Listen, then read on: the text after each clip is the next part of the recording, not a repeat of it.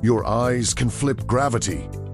There's a famous illusion where a normal waterfall suddenly looks like it's flowing upward. It often happens when you stare at the falling water for a while, then glance at the rocks beside it. Your motion detectors in the brain adapt to the downward movement, so when you look away, static surfaces briefly appear to drift upward. It's called a motion aftereffect. Nothing in nature changed. Your brain just calibrated itself. Overshot.